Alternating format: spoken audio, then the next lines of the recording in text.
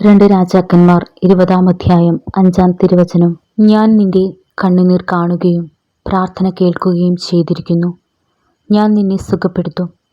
കർത്താവായ ഈശോയെ, അങ്ങിൻ്റെ ജീവിതത്തിൽ എനിക്ക് നൽകിയിട്ടുള്ള എല്ലാ കൃപകൾക്കും അനുഗ്രഹങ്ങൾക്കും ഞാൻ അങ്ങയോട് നന്ദി പറയുന്നു.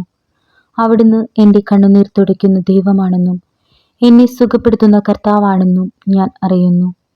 കർത്താവായ ഈശോയെ, ജീവിതത്തിൽ ഒറ്റപ്പെട്ട നിമിഷങ്ങളിലും തകർന്നുപോയ അവസ്ഥകളിലും എന്നെ കൈപിടിച്ചുയർത്തിയ അങ്ങയുടെ പരിശുദ്ധമായ കരങ്ങളിലേക്ക് ഞാനിതാ ഈ പ്രാർത്ഥനയിൽ പങ്കെടുക്കുന്ന ഓരോ മക്കളെയും സമർപ്പിക്കുന്നു.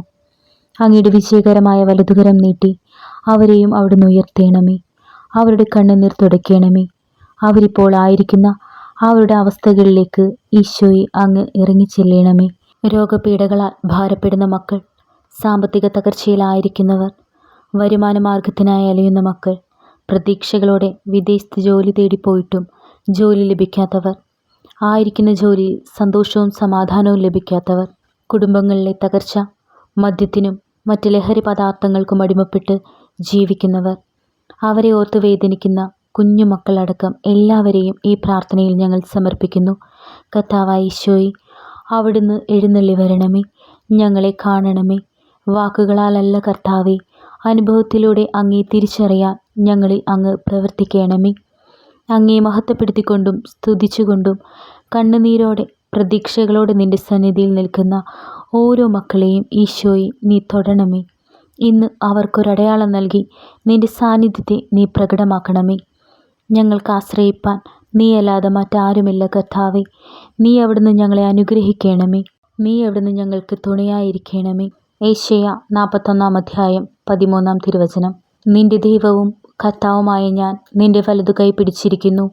ഞാനാണ് പറയുന്നത്, ഭയപ്പെടേണ്ട, ഞാൻ നിന്നെ സഹായിക്കും. ഈ വചനം 15 തവണ വിശ്വാസത്തോടെ ചൊല്ലിക്കൊണ്ട് നമ്മുടെ ആവശ്യം കർത്താവിൻ്റെ സന്നിധിയിൽ സമർപ്പിക്കുക. തീർച്ചയായും കർത്താവ് നിന്നെ സഹായിക്കും. അവിശ്വാസിയാകാതെ വിശ്വാസിയായിരിക്കുക. നിന്റെ വിശ്വാസം നിന്നെ അവിടുന്ന് രക്ഷിച്ചിരിക്കും. പരിശുദ്ധ അമ്മയുടെ പ്രത്യേക മാധ്യസ്ഥതയാൽ ഈശോ പെട്ടെന്ന് തന്നെ നിങ്ങളുടെ ആവശ്യം സാധിച്ചു തരുമാറാകട്ടെ. പ്രിയപ്പെട്ടവരെ, നമുക്ക് വേണ്ടി മാത്രമല്ലാതെ മറ്റുള്ളവർക്കുമായി പ്രാർത്ഥിക്കാൻ പഠിക്കുക. നിന്നോട് ശത്രുത ഉള്ളവരുടെ നന്മയ്ക്കായി നീ പ്രാർത്ഥിക്കാൻ തയ്യാറാവുമ്പോൾ ഈശോയുടെ പ്രിയപ്പെട്ട മക്കളിൽ ഒരാളായി അവിടുന്ന് നിന്നെ തിരഞ്ഞെടുക്കുകയും നിന്റെ കുടുംബത്തെ അവിടുന്ന് സമൃദ്ധമായി അനുഗ്രഹിക്കുകയും ചെയ്യും. സ്വർഗസ്ഥനായ ഞങ്ങളുടെ പിതാവേ, അങ്ങയുടെ നാമം പൂജിതമാകണമേ. അങ്ങയുടെ രാജ്യം വരേണമേ. അങ്ങയുടെ തിരുമനസ്സ് സ്വർഗത്തിലെ പോലെ ഭൂമിയിലുമാകണമേ. അന്നു വേണ്ടുന്ന ആഹാരം ഇന്നും ഞങ്ങൾക്ക് തരണമേ. ഞങ്ങളോട് തെറ്റ് ചെയ്യുന്നവരോട് ഞങ്ങൾ ക്ഷമിച്ചിരിക്കുന്നത് പോലെ ഞങ്ങളുടെ തെറ്റുകൾ ഞങ്ങളോടും ക്ഷമിക്കണമേ.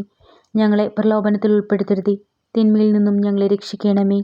നന്മ നിറഞ്ഞ മറിയമേ സ്വസ്തി, കർത്താവ് അങ്ങയോട് കൂടെ സ്ത്രീകളിൽ അങ്ങ് അനുഗ്രഹിക്കപ്പെട്ടവളാകുന്നു. അങ്ങയുടെ ഉദരത്തിൻ ഫലമായി ഈശോ അനുഗ്രഹിക്കപ്പെട്ടവനാകുന്നു. പരിശുദ്ധ മറിയമേ, തമ്പുരാൻ്റെ അമ്മേ, പാപികളായ ഞങ്ങൾക്ക് വേണ്ടി ഇപ്പോഴും ഞങ്ങളുടെ മരണസമയത്തും തമ്പുരാനോട് അപേക്ഷിക്കണമേ. ആമേൻ.